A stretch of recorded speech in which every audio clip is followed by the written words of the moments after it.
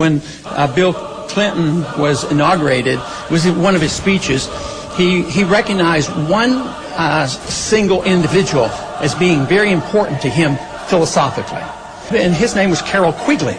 He wrote the book Tragedy and Hope.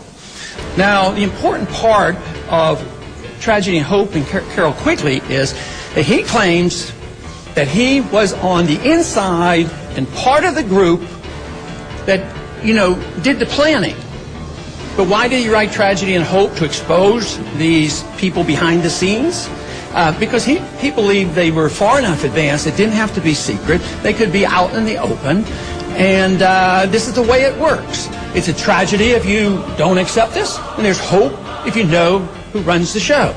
That's my interpretation, but I believe it's correct. But let me read a quote from him, and thinking about where he's coming from. He says, the argument that the two parties should represent opposed ideals and policies, one, perhaps the right of the right and the other of the left, is a foolish idea, acceptable only to the doctrinaire and academic thinkers. Instead, the two parties should be almost identical, so that the American people can throw the rascals out at any election without leading to any profound or extensive shift in policy.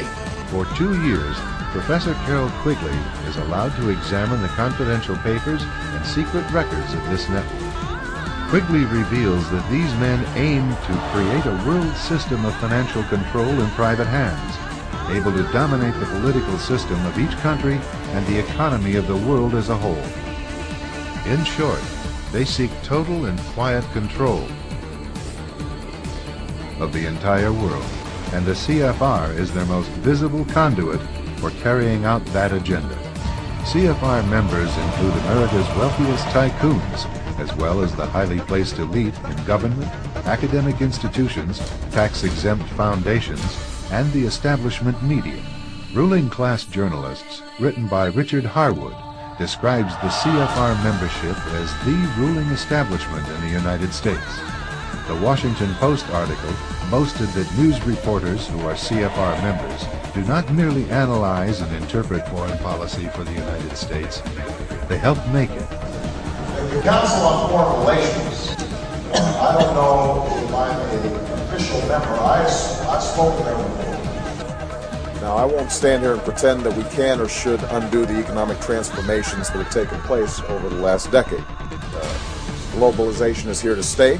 There are jobs that aren't coming back, and this world will always be more competitive. His foreign policy isn't any different. His foreign policy is the same as Mc Caine's foreign policy. Let's continue meeting Barack Obama's recently appointed Senior Working Group on National Security.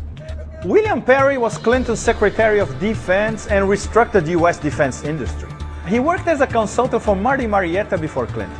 Lockheed Martin, the U.S. largest weapons manufacturer, was created in a merger just a few months after Perry started his restructuring. And Marty Marietta became part of Lockheed Martin. Perry retired in '98 and joined the board of Boeing. And he also joined the Saudi-based Carlyle Group, whose partners include some very well-known oil men, George Bush Sr. and James Baker. Lee Hamilton is a former chair of the House Foreign Affairs Committee, and most importantly, he co-chaired the Iran-Contra investigation, the Iraq Study Group, and the 9/11 Commission, which for many Americans did not answer the really tough 9/11 questions. Hamilton enjoys the reputation of being an ultimate insider, a Washington wise man, but don't expect anything controversial from him. Tim Romer was a member of the 9/11 Commission, and he voted for Bush to invade Iraq. Rice is in charge of Obama's so-called pragmatic counterterrorism plan, referring to Colin Powell.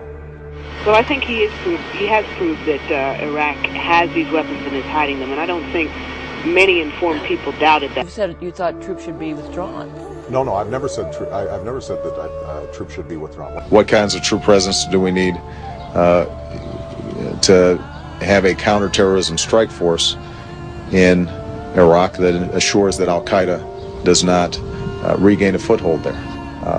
If you follow my plan to begin withdrawing troops and having our combat troops out in 16 months, we're talking about approximately 2 years from now having our combat troops out. We have heard that 500,000 children have died. I mean, that's more children than died in Hiroshima. And you know, is the price worth it? I think this is a very hard choice, but we think the price is worth it. Would you as president be willing to have a military surge in Afghanistan in order to once and for all eliminate the Taliban? Yes, I think that's what we need. I think we need more troops there, and we're also going to have to address the situation in Pakistan to hunt down Al-Qaeda and make sure that that does not become a safe haven for them. A remixed Clinton 3 cabinet is not exactly a radical departure from a Bush-Cheney imperial foreign policy.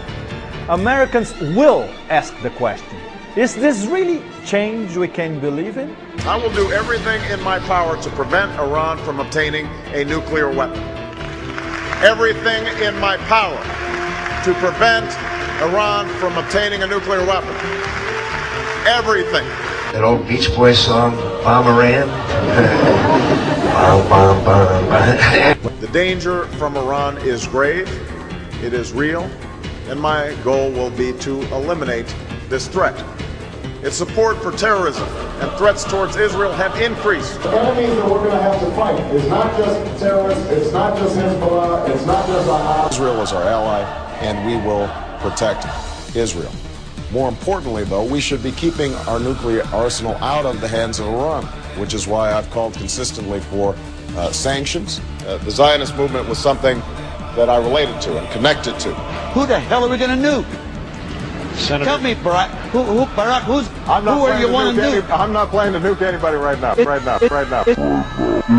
Iran is a threat.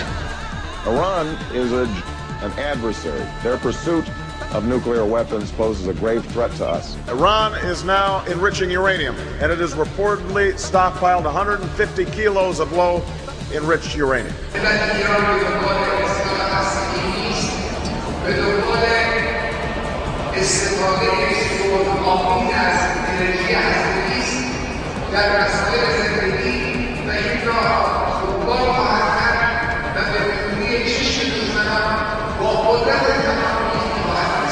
So this is where the buck stops in Iran. He is the boss, Ayatollah Khamenei, not Ahmadinejad. And he's saying flat out, once again, so everybody understands, Iran does not need a nuclear bomb. It is anti-Islamic.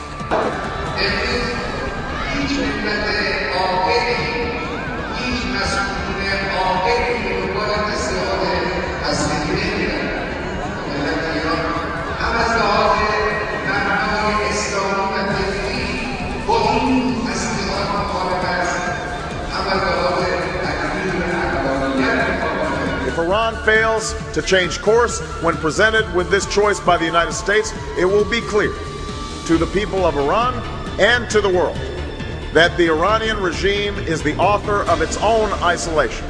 So Obama is saying he'll lead tough negotiations, but if they fail, he will apply John McCain's and Ehud Olmert's apocalyptic medicine. Is that change in foreign policy? Doesn't sound like it. Obama, and I'd like to spell his name O-B-O-M-B-A, because he